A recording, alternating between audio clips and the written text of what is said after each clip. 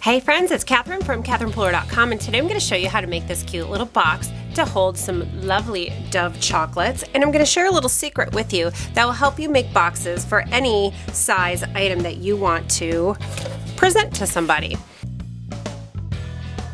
You can see, here's my little scratch sheet of paper that I was trying to figure out all my math on. So I'll show you exactly how I did this. I lined up my Dove chocolates because there's going to be 3 on the bottom.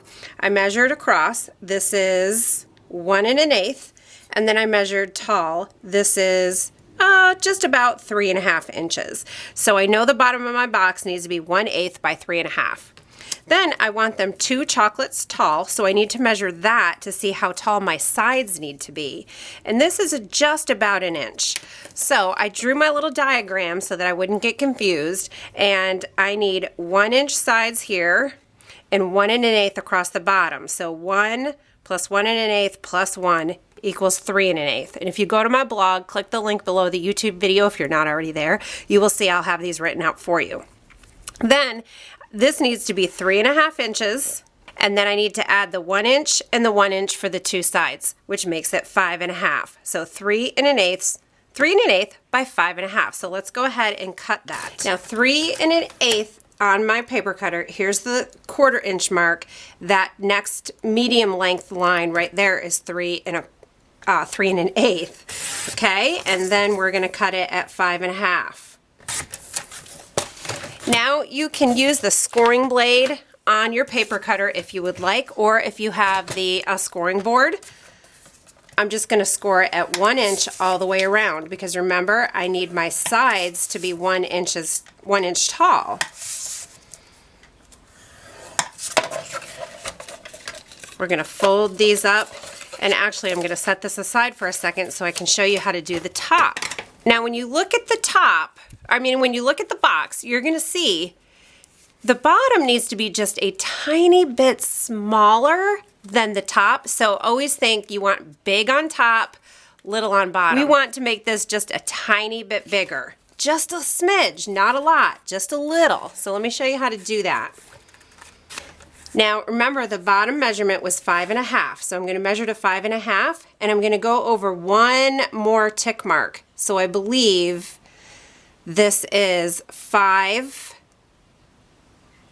I don't know. I'm going to flash it up. My math measurements. I might need to get my 7th grader in here to help me figure what that tick mark is.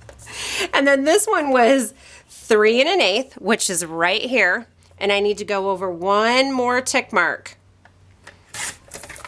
Now this is going to be our top. I'm going to do the same exact scoring. I'm going to score at 1 inch, 1 inch, 1 inch, 1 inch. Okay, so now we're done with our cutting and our scoring. Now that we have our top and bottom, I went ahead and folded over on all my score lines, and then I'm going to cut. And I like to cut a little bit of a sliver out of here, so then this just helps it fold up really nicely. You can use sticky strip or liquid glue for the next part. I like to use liquid glue. Sticky strip sometimes gets on my nerves a little bit because I have to actually cut it instead of just tearing it off. I know there is score tape out there that you can tear. That actually might be a little bit more up my alley, but I have liquid glue on hand. I'm just going to fold this up and hold this in place for a second while it dries. And then we'll do the same thing on the other side, and we'll do the same thing for the top.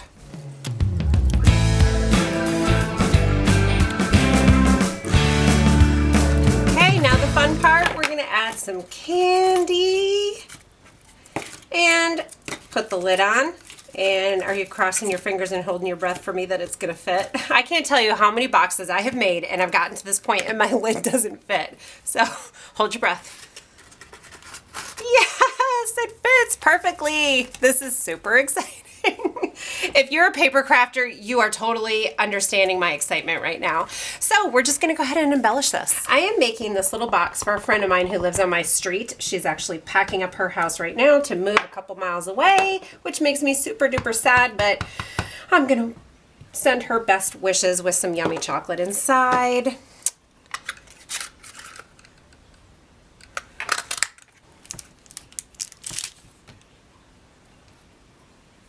I have a scallop oval, and I'll just attach this best wishes to the scallop oval.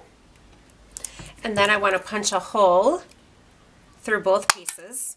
I'm going to take some cotton ribbon.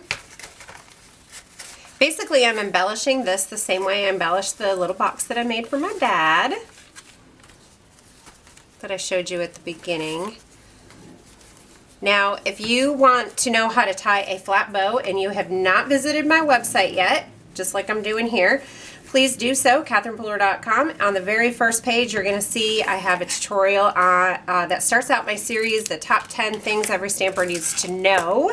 So go ahead and watch that first video, then be sure to enter your information in the box next to the video, and you will get that series along with my regular newsletters that go out 3 to 4 times a month. Now I'm taking this vintage trinket little safety pin, which is super fun, and just attaching our little tag to it. So easy way to make boxes. I hope you guys enjoyed this tutorial, and now you feel confident to go figure out how to make boxes on your own to fit any size item that you want. Be sure to hop over to my blog, link below the video if you're not already there, and I will have some of this written out in written form for you so you can kind of digest and figure out how to make your own boxes. Am I getting a little wordy right now? Anyway, I'm gonna sign off and say goodbye. Thanks for watching. Happy stamping. Hope your day is wonderful.